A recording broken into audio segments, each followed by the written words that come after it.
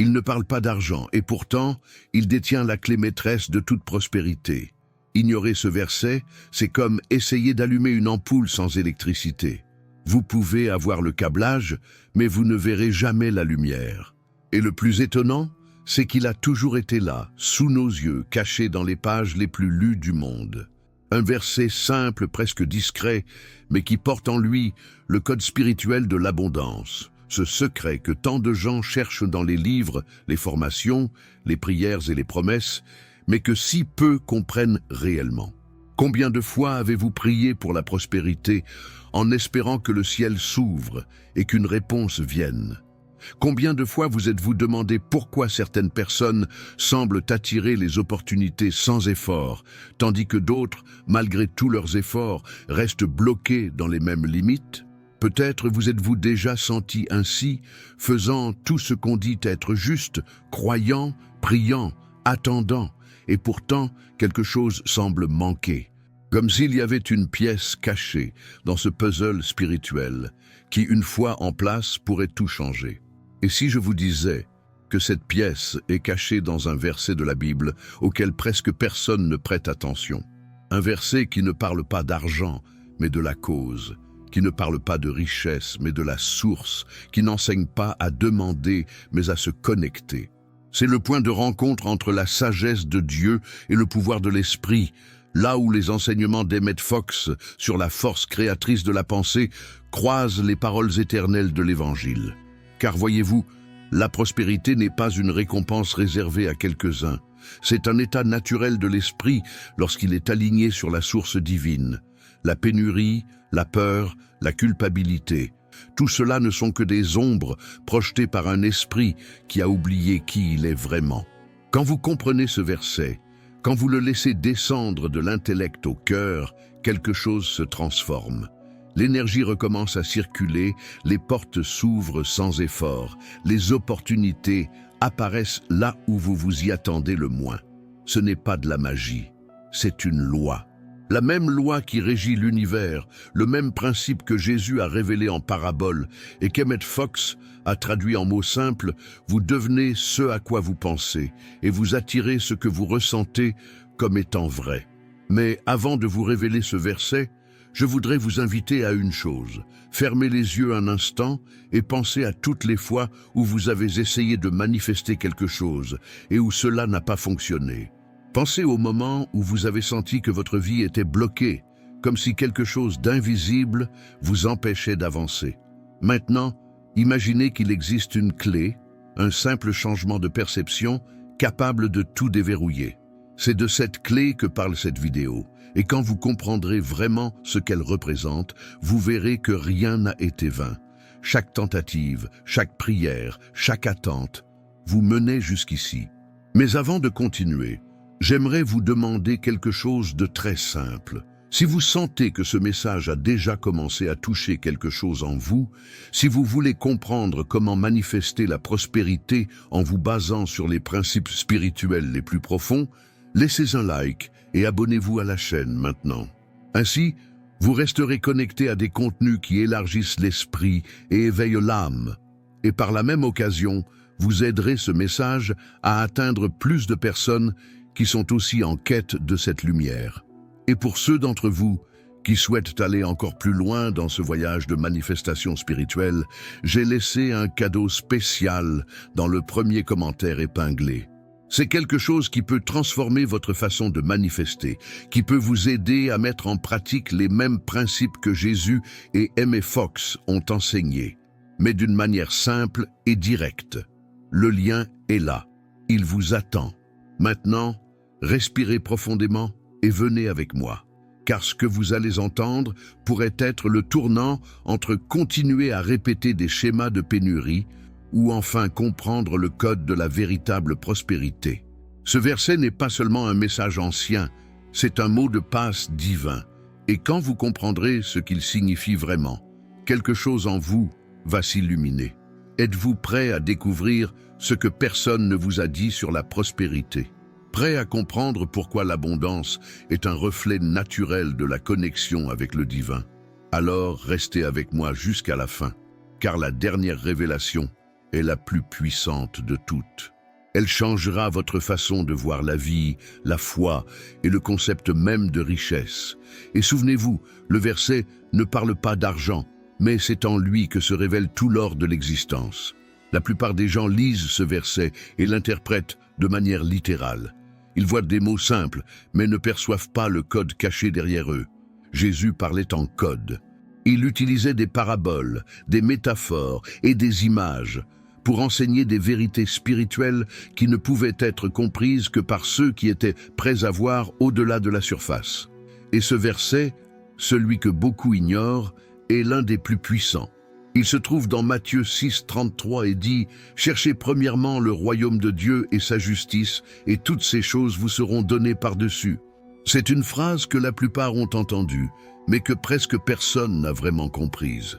Car le royaume de Dieu, dont parle Jésus, n'est pas un lieu physique, ni un paradis lointain, ni une promesse pour l'après-vie.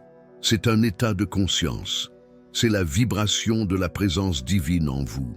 Quand vous cherchez le royaume, vous vous tournez en réalité vers l'intérieur, vous éveillez le Dieu intérieur, l'étincelle créatrice qui habite votre être même. M. Fox disait que le royaume de Dieu est l'esprit en harmonie avec le principe divin.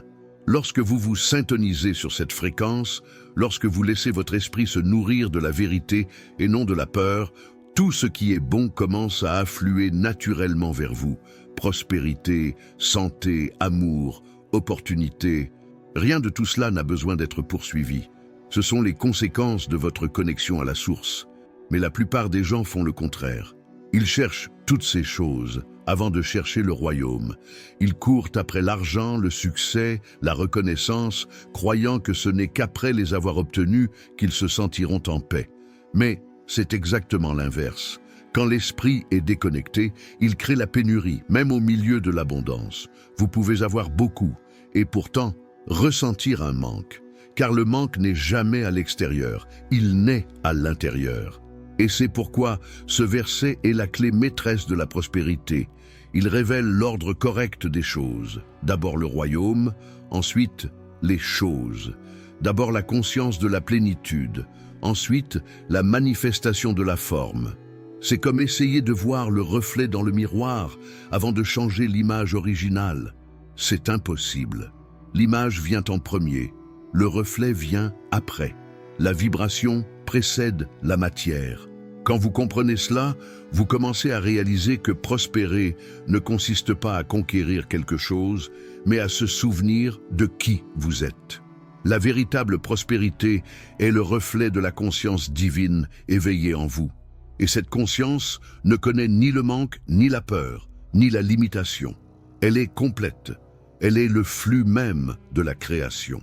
Mais alors, si cette vérité est si simple, pourquoi est-il si difficile de la vivre? Parce que l'esprit humain a été entraîné à voir la séparation. Dès notre plus jeune âge, nous apprenons à croire que le monde est rare, qu'il faut se battre, rivaliser, mériter. Nous apprenons à penser en termes de manque et non d'abondance.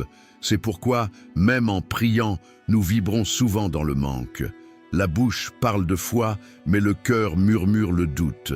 M. Fox enseignait quelque chose de profond. Vous ne pouvez pas manifester la prospérité si, dans votre cœur, vous croyez encore à la pauvreté. Et c'est exactement ce que Jésus voulait dire. Cherchez premièrement le royaume, et l'invitation à abandonner la peur, la culpabilité et la croyance en la limitation. C'est un appel à entrer dans la vibration de la présence divine, car c'est là que tout se résout. Quand vous priez, mais qu'à l'intérieur vous ressentez du désespoir, la vibration que vous émettez est celle du manque, non de la foi. C'est comme essayer de capter une station de radio avec le mauvais réglage. Le son sort déformé. La vraie foi est la syntonisation parfaite avec le flux de la création. Et lorsque vous atteignez cette syntonisation, les choses commencent à s'ajuster d'elles-mêmes. Combien de fois avez-vous essayé de tout résoudre par vous-même?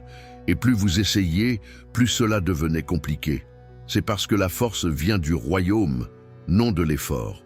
Il y a une énorme différence entre agir par anxiété et agir par foi. La première naît de la peur, la seconde naît de la certitude intérieure. L'esprit humain essaie de contrôler, mais le cœur connecté fait confiance. C'est cette confiance silencieuse qui ouvre des portes invisibles. C'est quand vous lâchez prise que le miracle se produit. Car tant que vous êtes tendu, vibrant dans le doute, l'énergie ne circule pas. Mais quand vous vous abandonnez, non pas passivement, mais consciemment, l'univers commence à conspirer en votre faveur. Et c'est exactement ce que le verset enseigne. Alignez-vous d'abord sur le royaume, c'est-à-dire sur la vibration d'amour, de foi et d'abondance. Et alors, tout le reste vous sera donné par-dessus. Pas conquis, pas forcé, pas arraché à la vie avec effort. Ajouté, naturellement. C'est ici que la loi de l'attraction et les enseignements bibliques se rejoignent. Car la loi de l'attraction n'est pas seulement un concept moderne de pensée positive. C'est une traduction pratique du principe spirituel que Jésus a enseigné il y a plus de 2000 ans. Quand il disait « Si tu crois, tu verras la gloire de Dieu », il expliquait précisément cela. La réalité répond à votre vibration. Ce que vous croyez, ressentez et imaginez avec conviction se manifeste. Non pas parce que vous demandez, mais parce que vous créez. Dieu n'est pas un être lointain qui décide qui mérite de prospérer. Il est l'énergie créatrice même en vous, attendant d'être activée par la conscience. Emmett Fox disait « Tout ce qui arrive dans votre vie est l'expression de votre état mental. Quand vous changez d'esprit, le monde change avec vous. » C'est ce que signifie « chercher le royaume ». Aligner ses pensées sur la vérité divine et non sur les apparences du monde. Et voici le secret que presque personne ne remarque. Quand Jésus parlait de justice, il ne parlait pas des lois humaines. Sa justice signifie l'équilibre parfait de l'univers, le principe qui remet tout à sa place lorsque vous êtes en harmonie. Chercher la justice de Dieu, c'est faire confiance au flux de la vie. C'est comprendre que rien ne vous manque, car tout ce qui vous appartient est déjà en train de venir à vous. Mais pour cela, il faut nettoyer le cœur des interférences, car la peur bloque. Le doute paralyse, la culpabilité affaiblit. Quand vous vous sentez indigne, vous coupez le flux. Mais quand vous vous souvenez que vous êtes un enfant du Créateur, fait à son image et à sa ressemblance, vous recommencez à vibrer dans le pouvoir. Et c'est là que le miracle se produit. C'est pourquoi Emmett Fox insistait tant sur l'importance de maîtriser ses pensées. Il disait « Votre vie extérieure est le reflet de votre monde intérieur. » Et le royaume de Dieu se trouve précisément dans ce monde intérieur. C'est un état de conscience dans lequel vous reconnaissez le bien comme l'unique réalité. Quand vous vivez à partir de ce point, rien ne peut vous manquer car tout ce dont vous avez besoin existe déjà. Il suffit de vous syntoniser. Imaginez un instant que votre esprit est comme un jardin. Chaque pensée est une graine. Si vous plantez des graines de peur, vous récoltez la pénurie. Si vous plantez la confiance, vous récoltez l'abondance. La prière, alors, est l'acte d'arroser les bonnes graines. Mais arroser n'est pas insister, c'est nourrir avec foi, patience et gratitude. Et c'est peut-être là que réside l'une des plus grandes vérités spirituelles. La gratitude est le langage du royaume. Quand vous remerciez avant de voir, c'est que vous avez déjà compris que l'invisible précède le visible. La gratitude ouvre des portes que le désespoir ferme. C'est la signature vibratoire de celui qui se sait déjà béni. Maintenant, pensez au nombre de fois où vous avez prié à la hâte en essayant de faire bouger les choses. Combien de fois avez-vous demandé la prospérité, mais avec le cœur rempli de la peur du lendemain?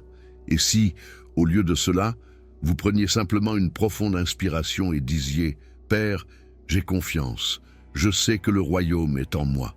Ce simple acte de foi change tout, car il vous place dans la bonne vibration. Le royaume n'est pas lointain.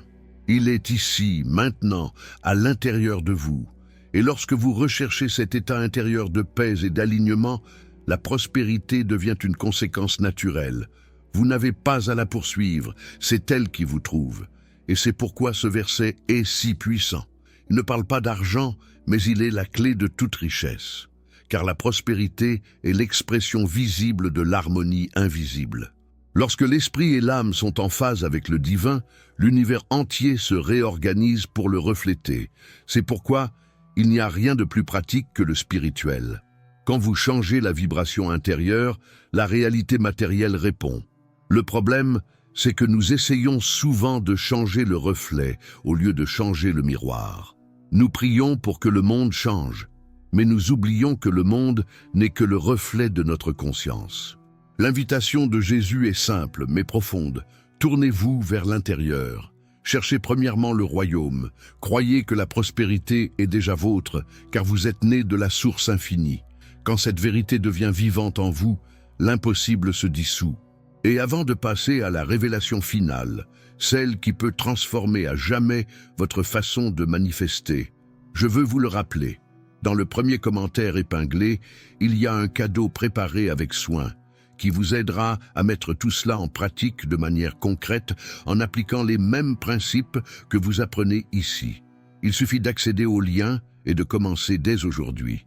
Maintenant, préparez-vous, car la partie suivante est le point de basculement, le moment où le verset se révèle pleinement et où la véritable prospérité devient quelque chose de tangible. Ce que vous allez entendre pourrait changer tout ce que vous croyiez sur la richesse, la foi et la manifestation. Peut-être que quelque chose en vous a déjà commencé à changer. Peut-être qu'une voix douce, celle qui a toujours été là mais qui a été si longtemps étouffée par la peur, la précipitation ou le doute, a commencé à murmurer « Je comprends maintenant, tout a toujours été en moi ». Et c'est exactement ça. La véritable prospérité n'est pas quelque chose que l'on acquiert, c'est quelque chose que l'on éveille.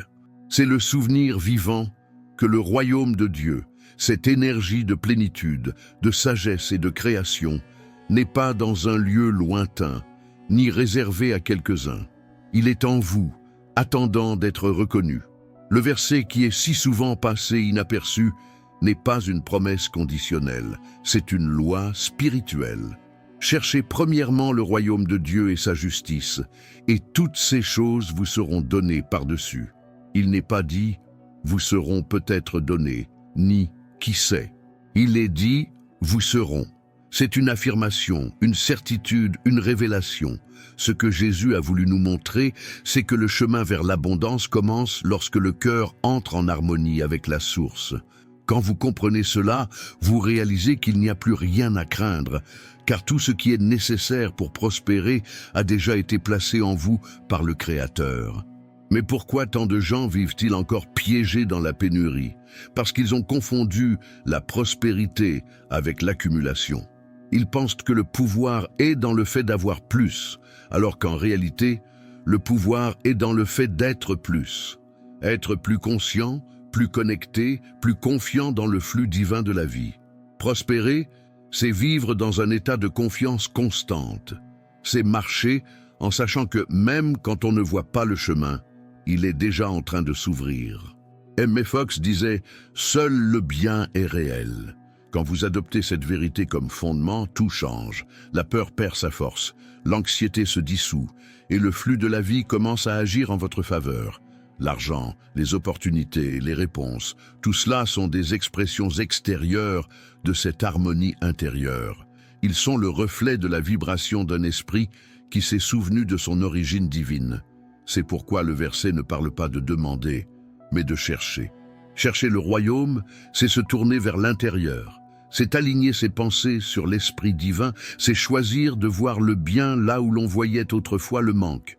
Et chercher la justice, c'est rester dans cette vibration, même quand les apparences tentent de vous tromper. Quand vous faites cela, l'univers répond. Toujours. La prospérité n'est pas un miracle aléatoire, c'est une conséquence naturelle de l'harmonie. C'est comme un arbre fruitier. Il n'a pas besoin de faire d'efforts pour donner des fruits, car il est déjà enraciné dans un sol fertile. Quand votre esprit et votre cœur sont plantés dans le royaume, c'est-à-dire dans l'amour, la foi et la gratitude, l'épanouissement est inévitable. Mais il y a quelque chose que peu de gens réalisent. Le verset n'est pas seulement une instruction, c'est aussi une promesse. Il dit « Toutes ces choses vous seront données par-dessus ». C'est le langage d'un père aimant, non d'un juge sévère. C'est comme si Dieu disait « Mon enfant, si seulement tu te souviens de qui tu es, je m'occuperai de tout le reste. » Et il le fait. Car l'univers, dans son essence, est bienveillant. Il conspire pour l'expansion, pour la vie, pour l'abondance. Peut-être, en ce moment, faites-vous face à des difficultés financières, avec le sentiment que tout est bloqué. Peut-être avez-vous tout essayé, et pourtant rien ne semble fonctionner. Mais respirez profondément. Rien n'est perdu. Ce que vous vivez maintenant n'est pas la fin, c'est juste une invitation à revenir au début.